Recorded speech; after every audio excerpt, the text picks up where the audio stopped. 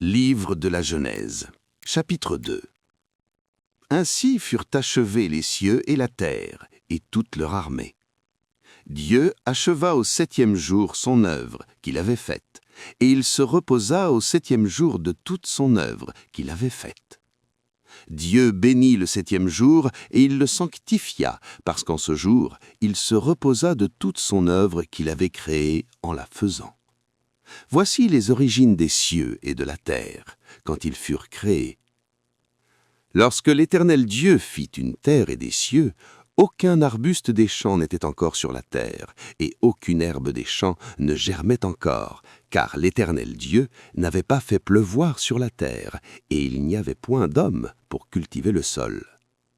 Mais une vapeur s'éleva de la terre et arrosa toute la surface du sol. L'Éternel Dieu forma l'homme de la poussière de la terre. Il souffla dans ses narines un souffle de vie, et l'homme devint un être vivant.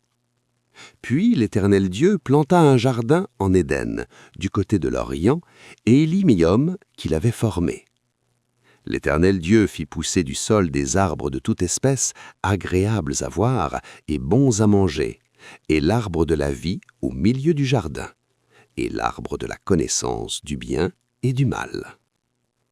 Un fleuve sortait d'Éden pour arroser le jardin, et de là, il se divisait en 4 bras. Le nom du premier est Pishon. C'est celui qui entoure tout le pays de Havila, où se trouve l'or. L'or de ce pays est pur.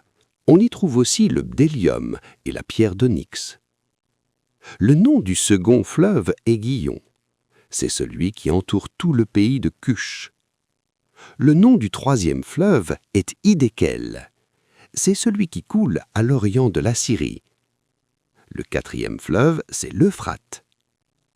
L'Éternel Dieu prit l'homme et le plaça dans le jardin d'Éden pour le cultiver et pour le garder. L'Éternel Dieu donna cet ordre à l'homme.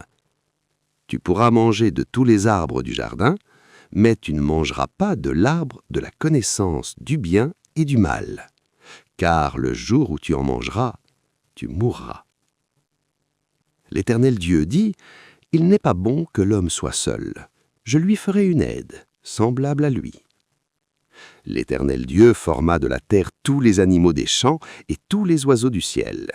Et il les fit venir vers l'homme pour voir comment il les appellerait, et afin que tout être vivant portât le nom que lui donnerait l'homme. Et l'homme donna des noms à tout le bétail, aux oiseaux du ciel, et à tous les animaux des champs. Mais pour l'homme, il ne trouva point d'aide semblable à lui. Alors l'Éternel Dieu fit tomber un profond sommeil sur l'homme, qui s'endormit. Il prit une de ses côtes et referma la chair à sa place. L'Éternel Dieu forma une femme de la côte qu'il avait prise de l'homme, et il l'amena vers l'homme. Et l'homme dit, « Voici cette fois celle qui est os de mes os et chair de ma chair. On l'appellera femme, parce qu'elle a été prise de l'homme. C'est pourquoi l'homme quittera son père et sa mère et s'attachera à sa femme, et ils deviendront une seule chair. » L'homme et sa femme étaient tous deux nus, et ils n'en avaient point honte.